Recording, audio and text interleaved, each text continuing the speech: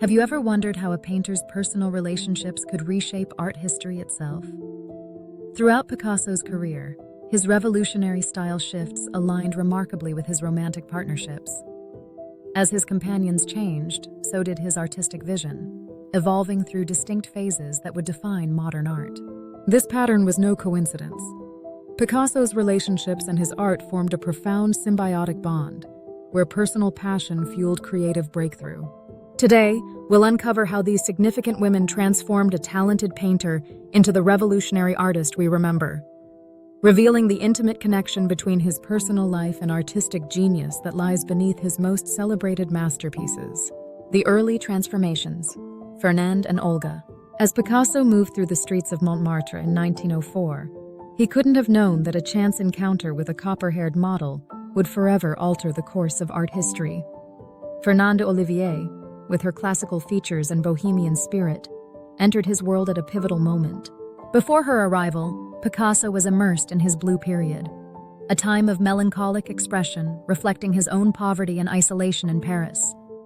His canvases were dominated by elongated figures rendered in cold, monochromatic blues, capturing the despair of society's marginalized. Fernande's arrival transformed Picasso's artistic vision like sunrise breaking over a barren landscape. His palette warmed dramatically as somber blues yielded to optimistic pinks and terracottas.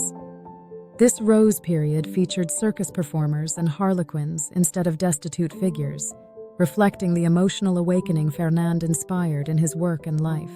During their summers in the Spanish village of Gossol and later in Paris, Picasso began experiments that challenged 5 centuries of artistic tradition. Fernande's classical features became his laboratory for deconstruction. In preparatory drawings for Les Demoiselles d'Avignon, 1907, he fragmented her face into geometric forms, breaking down the human figure into intersecting planes and multiple perspectives. A visual language that symbolically dismantled established artistic conventions, just as dramatically as it reconfigured the human form. This marked the birth of Cubism. In this revolutionary approach, Fernande's face was analyzed and reconstructed from multiple viewpoints simultaneously. Traditional rules of perspective dissolved under his brush. In works like Head of a Woman, 1909, her features translate into a vocabulary of cubes and geometric abstraction, while somehow preserving her essence. Their 7 turbulent years together permanently altered art history. As their connection deteriorated, Picasso was exploring new artistic territories, but it would be a woman of entirely different character who would inspire his next dramatic shift. In 1917, while designing costumes for Diaghilev's ballets Russes, Picasso met Olga Koklova. Where Fernande embodied bohemian spontaneity, Olga brought refined elegance and aristocratic bearing. Their courtship and subsequent marriage coincided with Picasso's astonishing return to classical representation, a complete reversal of his cubist experiments that shocked the art world. Olga's influence manifested in Picasso's embrace of neoclassicism. His paintings from this period display a precision and formal elegance that reflected both his new domestic stability and Olga's graceful presence. Portrait of Olga in an Armchair, 1917, reveals meticulous attention to detail. Her carefully rendered features, the delicate pattern of her dress, the traditional compositional balance, suggesting a return to order after the radical deconstructions of Cubism. Their marriage brought Picasso into Parisian high society. As they established a bourgeois household in a fashionable apartment, complete with servants and social obligations, his art reflected this environment. His subjects shifted to maternal figures, classical still lifes, and monumental nudes referencing Renaissance masters. But as their relationship deteriorated, so did Picasso's idealized portrayals of Olga. The strain of their marriage, exacerbated by his growing dissatisfaction with domestic constraints and secret affairs, manifested in increasingly distorted representations. By the late 1920s, Olga's once elegant features began appearing as grotesque, exaggerated forms.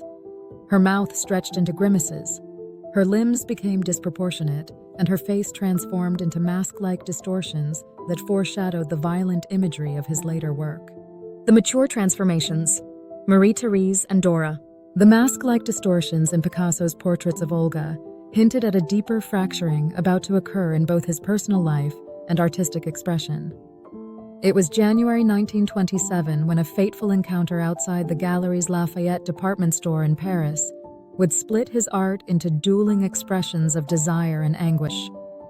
The 45-year-old Picasso approached a blonde, 17-year-old girl with remarkable self-assurance. "I am Picasso. You and I are going to do great things together." Marie-Thérèse Walter, naive and unaware of his cultural significance, would soon become the secret counterpoint to his deteriorating marriage. This clandestine affair forced Picasso to live a double existence. While maintaining appearances with Olga in their bourgeois Parisian apartment, he secretly installed Marie-Thérèse in a studio nearby. This compartmentalized life manifested directly in his work, creating a visual dichotomy that defined this period. Marie-Thérèse, with her blonde hair, Grecian nose, and youthful vitality, became the embodiment of sensuality in his art, inspiring a radically different artistic vocabulary. Her physical features became a sensual code in his paintings. In Le Rêve, The Dream, from 1932, Marie-Thérèse appears in a red armchair, her face peaceful, yet charged with erotic energy.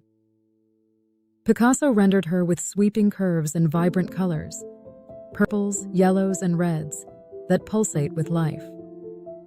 Her face contains a cleverly disguised phallic shape, revealing his fusion of eroticism with formal experimentation. Nude, Green Leaves and Bust, which sold for $106.5 million in 2010, further demonstrates how her body became a template for innovation. Her nude form reclines beneath a self-referential bust, surrounded by symbolic philodendron leaves. The painting's electric blues and lilacs create a dreamlike atmosphere where her body dissolves into flowing organic shapes. The artistic equilibrium shifted dramatically in 1936 when Picasso met Dora Maar, a surrealist photographer and intellectual, at the Café des Deux Magots. Dark-haired, intellectually formidable, and politically engaged, Dora represented the yin to Marie-Thérèse's yang. Intellect to sensation, angularity to curves, darkness to light. Her arrival coincided with the growing political turmoil in Europe, particularly the Spanish Civil War, which deeply affected the Spanish-born artist.